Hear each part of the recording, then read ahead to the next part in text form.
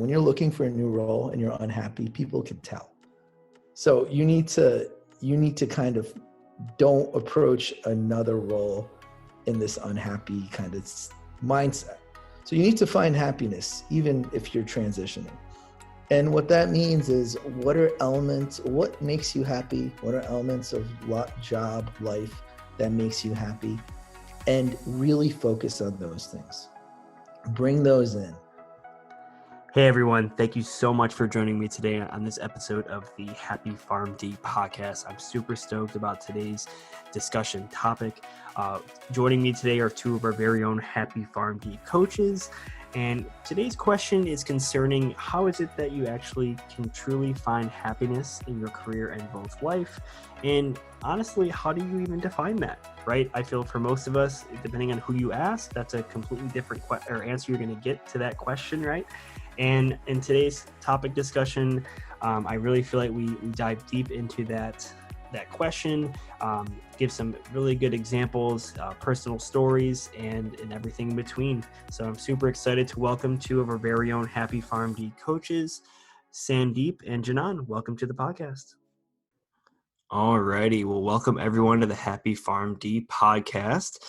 Today we're having another panel discussion. I have two of our coaches from the Happy PharmD, Sandeep Chakrabarty and Janan Sarwar. Welcome, guys, to the Happy PharmD podcast again. Thanks, Chris. Absolutely. Thank you so much. Absolutely. No, thank you guys for joining today. So today's topic, we're going to talk about finding your happiness in the field of pharmacy, personal life, career, and everything in between. So we'll first jump in with you guys just giving a quick intro about yourselves, and then we'll go right into the conversation. Thanks, Chris. So I'll start. So Sandeep Chakrabarty. So currently I work in pharma, director of value and access for diabetes for a large pharmaceutical company over here in New Jersey. Been a pharmacist now for, 13 years. But prior to my engagement in pharma, most of my career was in retail pharmacy. 10 years in retail, 8 of those years as a pharmacy district manager. So a couple of different lenses on pharmacy and finding happiness. And so I am excited to be here to talk about this very, very interesting and very fun topic, actually. Awesome. And Janan? Hello, I'm Janan Sarwar. I currently work for an association, but I have been a pharmacist for 7 years now. And I also have background in community pharmacy, and I also look forward to talking about this important topic of happiness. Wonderful. No, thank you guys so much. And Deep, I do want to start with you. I know you have a story for us, just to kind of start the conversation and kind of set the setting for everyone listening. So I'll let you take the stage. Thanks, Chris. So, finding your happiness, when Chris and I and Janan were talking about the topic, it just kind of, wanted to put into framework what really that meant. And there's a story that I always, whenever I hear, when I hear the term finding your happiness, there's a story that resonates with me that I think does a really good job of, it at least helped me understand what finding your happiness really means. And so when I say the story, I'm going to say it I'd like you to hear it in a couple of different lenses. One, I'd like you to hear it as in the perspective of a leader, right? Where you are leading, overseeing a team, various technicians or pharmacists or whatever it is whoever that you lead, in the perspective of leading a team. And then the other perspective is being led. So the person who is, the worker or the pharmacist, whoever, who has to kind of listen to instructions and maybe isn't very happy in what they're hearing or what they're being told to do. So both perspectives. I think the leader as well as the pharmacist, and then finding your happiness in both places. And so it was when I was a pharmacy district manager, right? And this is going to sound like one of those, evil pharmacist PDM type stories, right? PDMs are, you get a bad rep, I think unfairly sometimes from my prior role, but sometimes fairly. But I was a PDM. And, when you are a PDM, you have the pressures of executing results for the company, right? So you have the top down pressure of delivering on, company objectives, because that's what you're measured against. And then you have the pressure of leading a team and making sure everybody is happy and enjoys coming to work. And so the story, I had an underperforming pharmacist, and he was a very elderly gentleman. And he just wasn't cutting it, right? Like, he wasn't performing in terms of, you know, I hate to use the term metrics, but he wasn't delivering on results, right? He wasn't doing a great job of driving his pharmacy business. And it was, not only was not driving his business, it was, we would have customer complaints because the way he was running his pharmacy, right? So it wasn't even about, the results. Results really, show off when the customers are complaining. So they kind of go hand in hand, where the customers are unhappy, and so you're not driving results. And so he was a pharmacy manager at one of my pharmacies. And I started down the performance management path with him, and I was trying to help him understand that, hey, he's not cutting it, and so forth. And it was hard for me because he was a really nice gentleman. He was an elderly gentleman. And, it just challenged me personally to kind of, go down this path of performance management. But I kept doing it because I knew it was what was right for the customers and what was right, for the business as well. And we got to the end of it. And I remember I walked into this pharmacy, and I had to thank him and wish him the best, and shake his hands and take the keys. And that is a very difficult thing to do, because just saying that doesn't feel good. Like, it makes me feel very uncomfortable, and it made me feel very uncomfortable, and it stayed with me for a while because of what I had to do. A couple months later, right, and as the gentleman was leaving, he wasn't happy, right?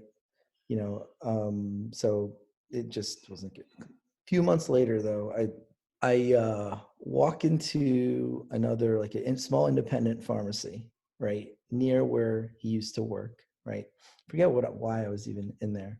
And I see this gentleman, I think it was like 2 or 3 months later, and he's working in this independent pharmacy, and he's happy as could be. He's just so happy, and I haven't seen this kind of energy from him in years, from the entire time, right? And it's like it never happened. He greets me with a big smile, and it's just, I'm like, wait, what is going on here, right?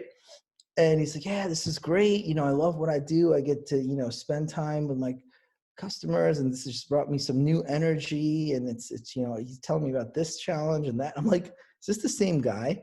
Right. I took a lot from that.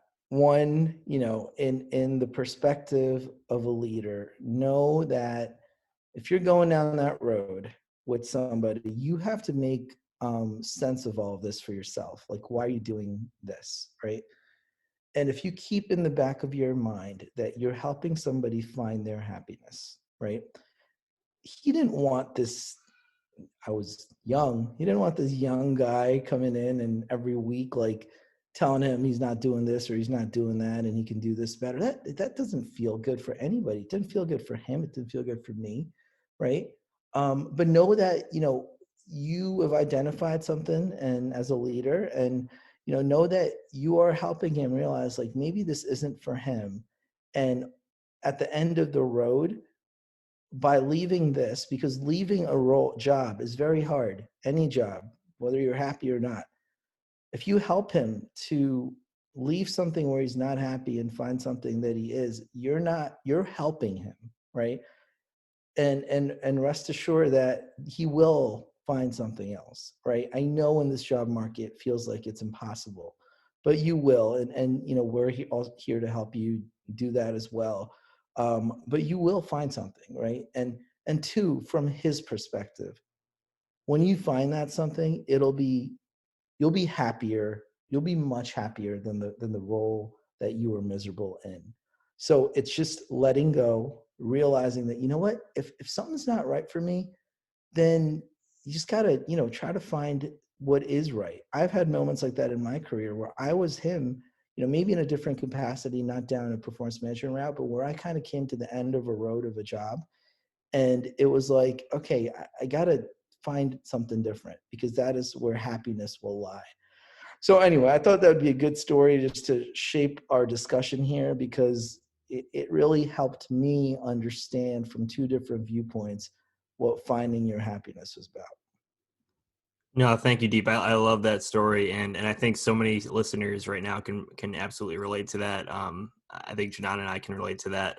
And I'd love to hear Janan's thoughts really quick on that before we keep going. Go right ahead, Janan. Yeah, I really truly love that story. And, one of the things I'm noticing for you, Deep, is that, speaking of happiness, it sounds like the best part for me was seeing that you found happiness, realizing that, you didn't do wrong, right? And that is one of the keys that I'm sure we'll cover later today of happiness in general, but I think helping others and being a coach or being a leader and, making a difference for others and helping others can also create happiness in yourself. So I thought that was great. Absolutely, and that kind of brings me to our first kind of opening question. So, how does one define happiness in their life, in their career?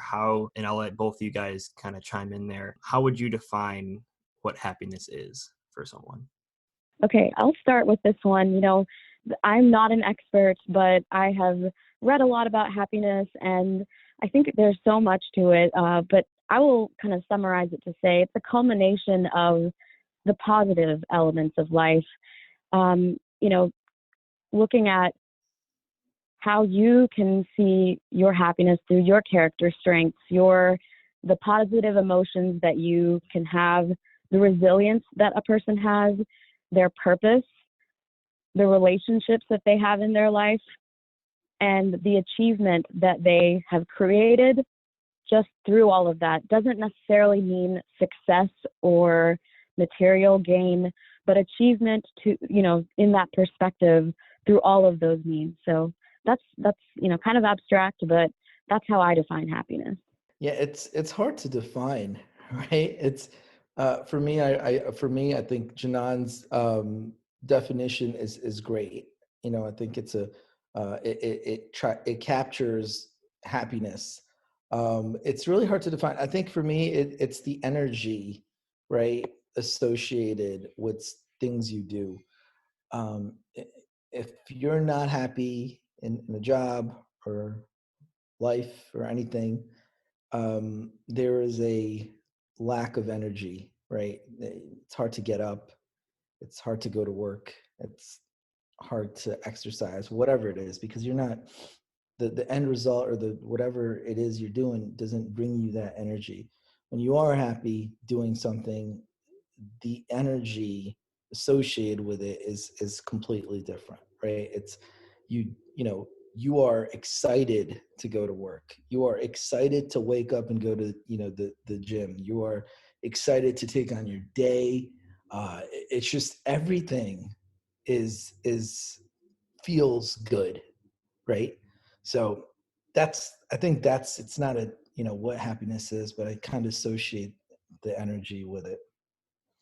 No, absolutely, 100%. Both your answers, and in terms of as being coaches, I think the number one question here would probably for anyone listening who maybe is trying to figure out how do I even get to there, or I guess they can define it, and of course it's different for everyone. But what are the initial steps that you take with a coaching client, or just in general that you'd recommend even getting to that stage of your life?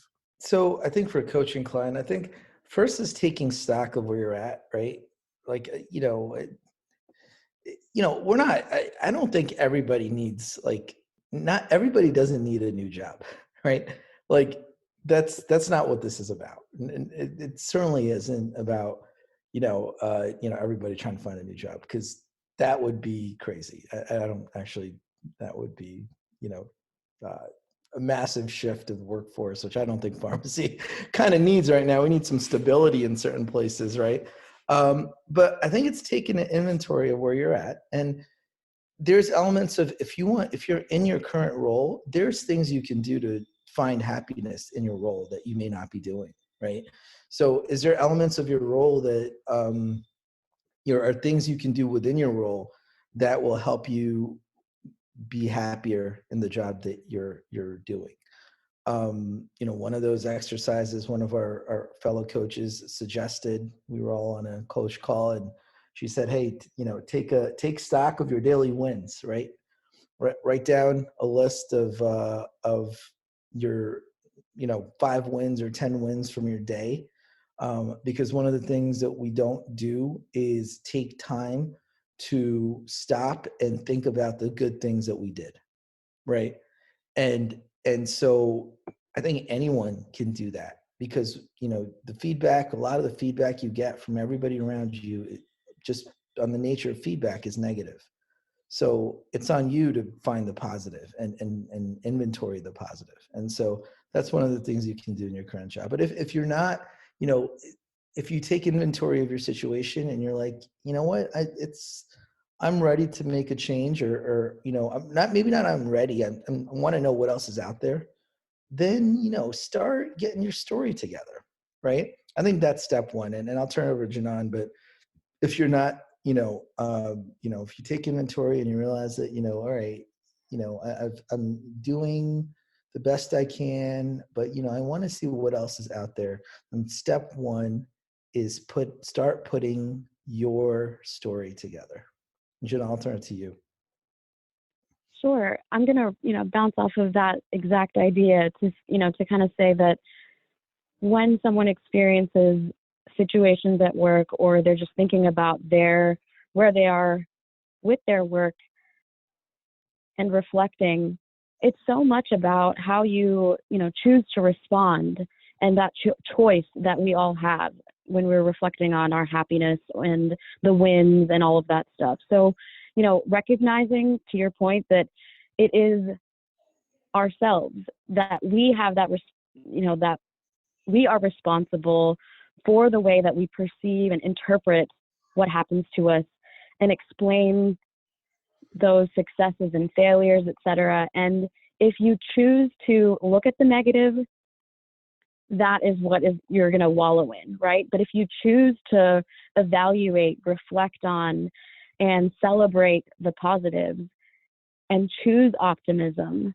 you are taking that step towards finding happiness. That's literally an exact step of finding it, because that's sometimes we're so busy and so overwhelmed by what happens that's bad, or a customer, or if you're a leader of your employee or whatever. Our minds, the way we think, we're more likely to reflect on the negative and remember that, even if 99% of your day was good, but one bad thing happened. At the end of your day, you're more likely to just think about that 1%, that one thing. So changing that narrative can help flip the script a little bit to, at least start helping us find that positivity, find the optimism, and find happiness. So that's my first step to go on with you as well.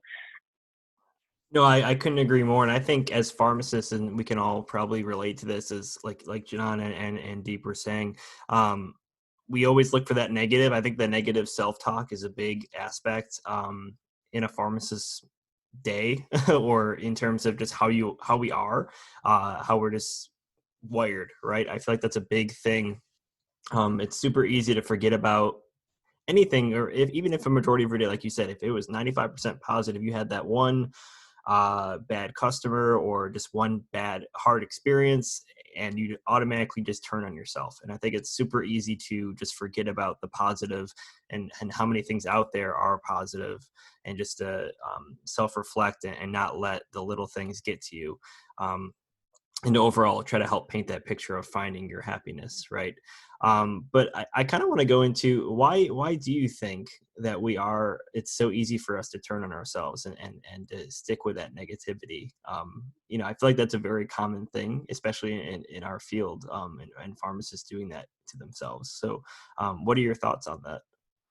Pharmacists like to, catastrophize things, so, and I'll admit I've been there. Our default is to, expect sometimes the worst case scenario. So, if you made a mistake and, you feel like something went wrong, then everything's going to go wrong. Sometimes that can happen. And, these are part of the self-limiting beliefs that, I think pharmacists have that coaches can help with.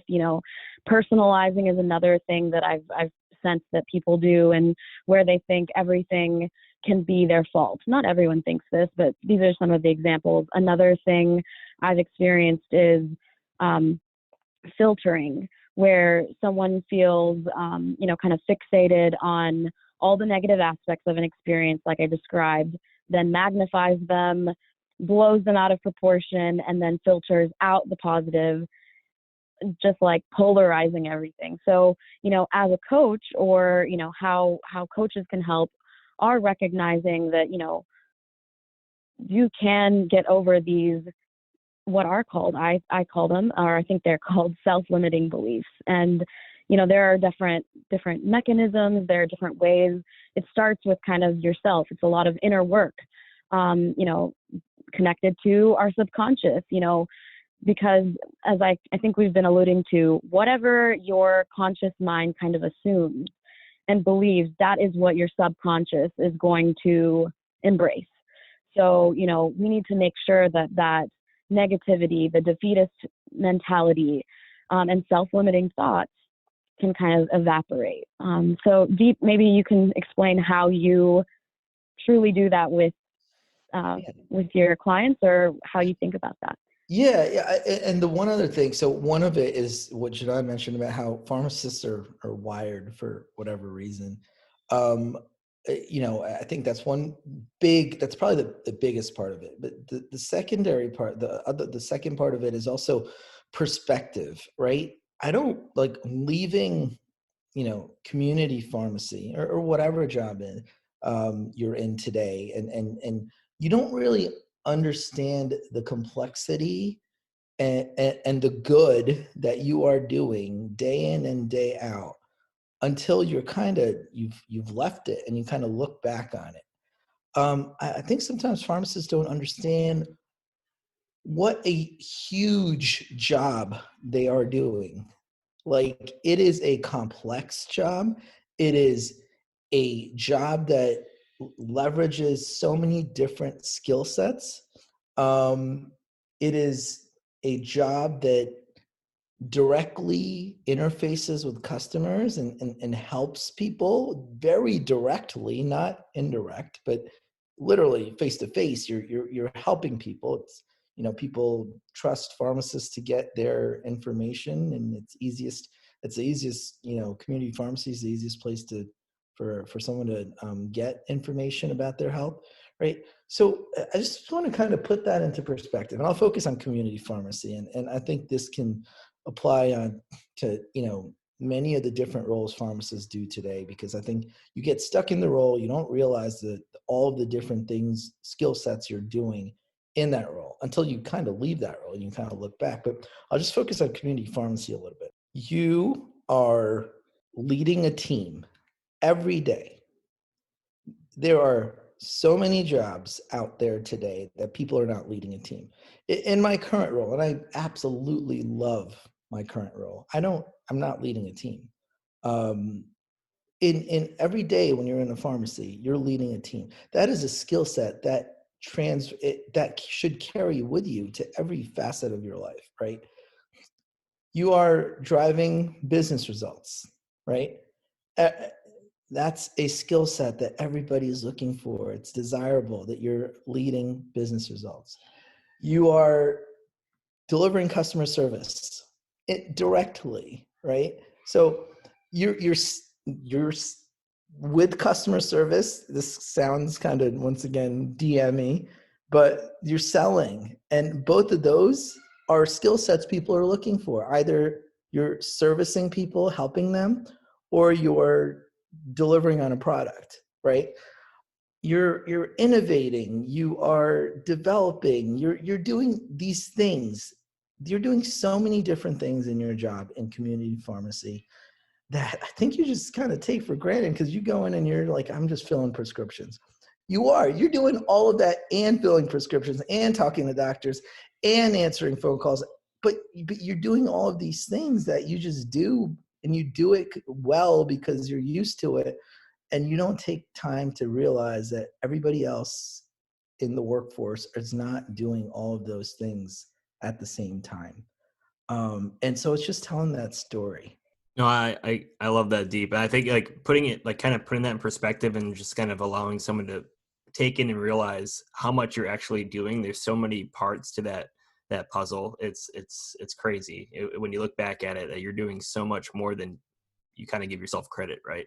And I would love to, as we're kind of getting more into the coaching part here, maybe if you guys have any specific examples in terms of someone, maybe you can think back of kind of started out kind of how we're starting here, right? A client who is not happy, and it could be either the job, it could be self-limiting factors, and either they were able to, you got kind of saw that transition, right? You saw the light switch go off, and all of a sudden something happened. You saw them, all of a sudden you saw that happiness, that sunshine come, right? And either it was a transition into a new field, or staying in their current role. As you were saying, it's not always a transition that's needed. It's something else sometimes. Do you guys have any examples you'd love to share? I think that would be really helpful for people listening. Yeah, and I'll start. I've had the pleasure of working with Happy PharmD for some time now, and I'll give maybe two different ends of the spectrum of this. Actually, I'll quickly try to do three, because there's three different ones. One is within. So there was one of my clients within retail pharmacy. She was working at an independent, right, and she was basically, this independent pharmacy owner just rode her to death, right? No recognition. Like some of the ways this pharmacy owner was leading her, I was just like, wait. And she had nowhere to go, right? Because in independent pharmacy, honestly, there's no like structure, or there's no, corporate or HR or whatever. And he was just,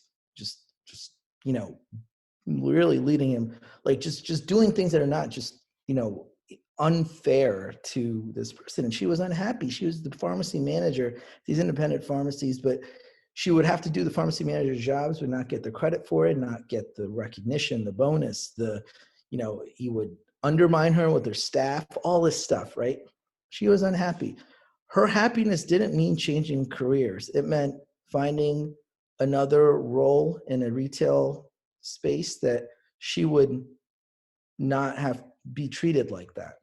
So we worked to build her story. She'd never had to do that. We built her story, and she, left, leaving this. It's like a bad marriage. Leaving that independent pharmacy for her was super hard, because she felt like it was hers, right?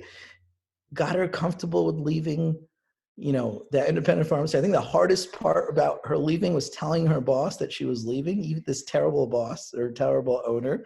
But we got her comfortable. She did, and she left, and she went to another pharmacy, and she thrilled, so happy, and just energy. She texted me. She was like, just so much energy, and seems like a subtle change, right?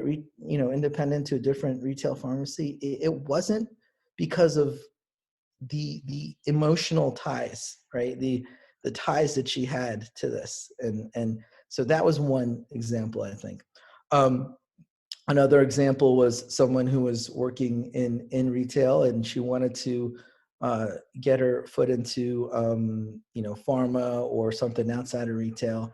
And for her it was leaving retail, because she'd done it for a while before that. She had some other experiences, and quality and so forth. So what we had to do was we had to just tailor her story, her experiences in retail, but also prior to retail, additional experiences outside of work. We had to pull all of that in and help her get a role into drug safety for a healthcare company, right? And so we leveraged the safety elements of her job in retail, right? Like, because there is every day, there's, if you frame it right, you are ensuring patient safety. She had some other roles outside, right, of retail that we pulled in and so forth, and we helped her, and you know, and she's been, you know, thrilled to leave retail and start her career outside of retail in a healthcare field, where this role today is a stepping stone for many other roles, because it'll continue to build her story, build her resume, and so forth. And then the last example I'll tell you was a leader, a director of a hospital system, right? So you're like, well, why isn't she happy? This fancy title and so forth, right? Um, and for her, and this, you know, for her, it was as simple as the drive was an hour each way, and she had two young girls, and getting home late, you know, from having to be at the hospital that she worked at, getting home and not being in to be able to be, you know, participate for all her young, you know, her children's activities, was her cause for not being happy, right? It was not the job, but it was the situations around the job, where she lives, how far the drive is, having to be at work every day, because at the hospital you do, you know, it was just a different reason. It was just personal, that, you know, I'm not happy because this job doesn't let me spend time with my children the way I want it to be. And so for her, she's been so successful in her whole career to get to this point. And, you know, for us, it was just reshaping her story, right? Building her story, her experiences into a new role that works for her personally, that works for her in terms of geography and you know, remote, all those things. But, you know, she's been successful her whole life, so she hadn't needed to really think about things like you know, doing a resume, you know, networking, telling a story, like interview skills, LinkedIn. Oh my God, all these things she's never really had to think about or do, because she's just continuously moved up and moved up and moved up internally. You know, you don't have to do those things, right? So that's what we worked on. And so it's just finding happiness for different reasons. No, I love that, and I love every single one of those stories, Deep. So, and I think a lot of people can relate to those. And I'll let Janan jump in really quick too. Sure. Just briefly, while Deep was talking, I was thinking about a lot of times while we're working with individuals that are maybe at a setting that they are not happy, but you're working with them, they still have to stay while they're doing that transition, or often sometimes they decide to stay because they're able to find out what it is that's really truly making them unhappy and fixing that. One of the methods I think that really helps, while you're stuck, if you think you're stuck in that situation, in a very bad situation, we talked about earlier, kind of reflecting on the positivity, expressing gratitude towards, the good things that we have that can help. But going back to, Deep said this very early on, the why, like, why did you choose this field? And I would venture to say all of us on this podcast and most pharmacists really do have this sense of wanting to perform service to others, right? And again, helping others, doing something for others and bringing positivity in their life, especially with medication knowledge and our expertise as pharmacists, that is, I would venture to guess that's part of the reason we went to pharmacy school and where we are today. Here's the issue. When you're so stressed and, you can't have all of those moments to do that. So, I would challenge someone that, if you are in that moment where, you just had a really bad day, or you're currently, if I'm working with a coaching client who's saying, I want to get out and this is what I want to do next. Well, I say, yes, there are definite ways that we can help you get there. But while you're there, let's take a minute and let's take a moment to refocus and see what you can do. So, go back and remember, what is your motivation? Because true happiness and why we wanted to have this, have kindness towards each other, towards your patients, and impacting a patient will only happen when you realize your genuine reason. If it's because you're told to, it's a metric, it's so you're recognized, any of those reasons, then you're not going to have that true happiness hormones. That's really not going to come out. It's really when you're genuinely helping people. And I'll just, kind of leave that note to say that, we, as Deep was saying, as a pharmacist in that community setting or in most settings, when you're working with patients or, the community in general, you have this huge opportunity. You're the face, you're not maybe a physician that's you have to sit into waiting rooms and wait for hours, or, now with COVID, it's hard to get to that person.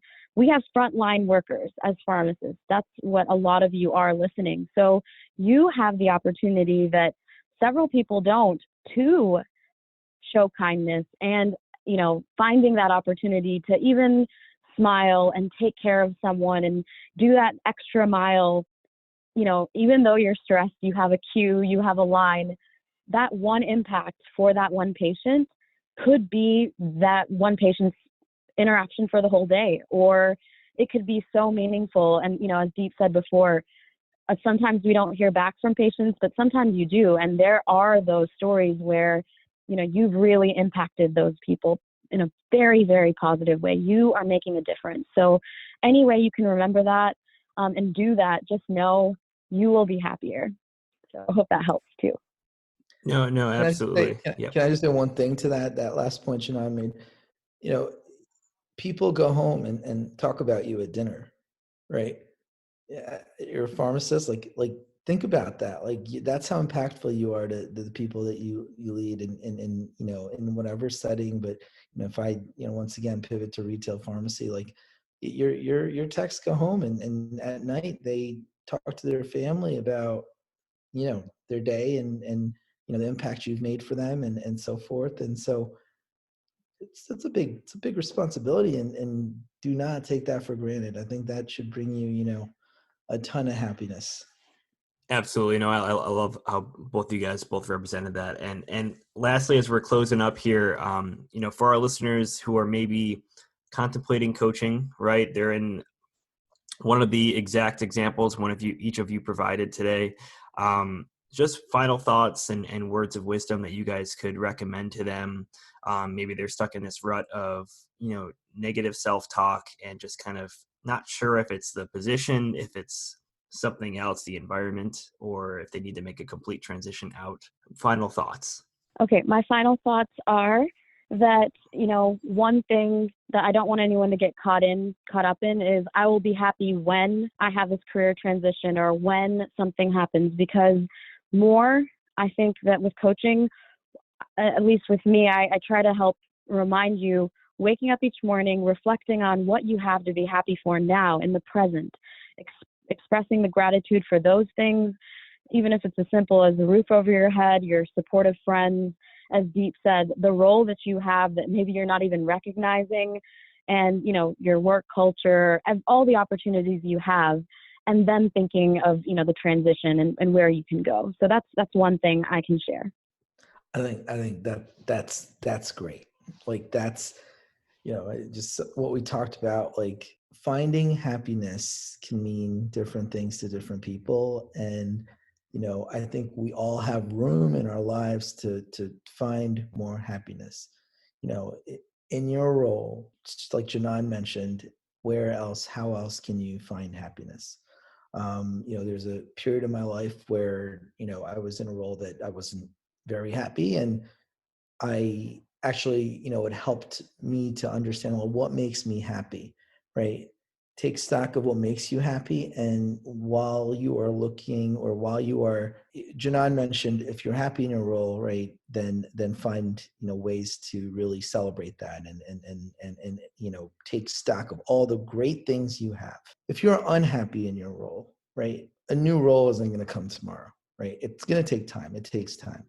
So in that process, I'll tell you one more thing. When you're looking for a new role and you're unhappy, people can tell. You need to kind of don't approach another role in this unhappy kind of mindset. So you need to find happiness, even if you're transitioning. And what that means is, what makes you happy? What are elements of job, life that makes you happy? And really focus on those things. Bring those in.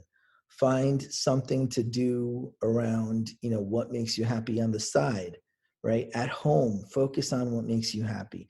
Get your mindset, right, in a place where you're happier, because that'll be important for when you start to transition.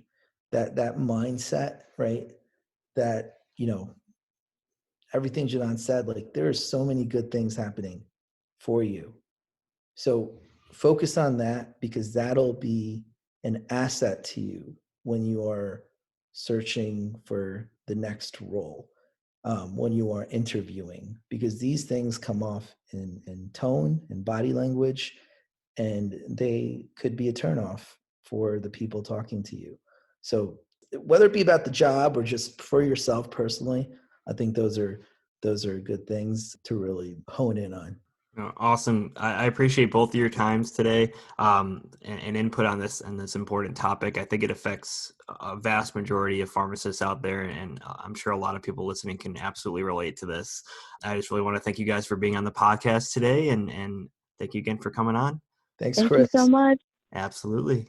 Thank you guys so much for joining us today on this panel discussion regarding finding your happiness in both life and pharmacy and everything in between. I just want to go right out and say, this is not easy, right? And it's something that takes time. As we discussed today, it takes a lot of deep self-reflection, thinking about things that truly make you happy, and also identifying things that don't, right?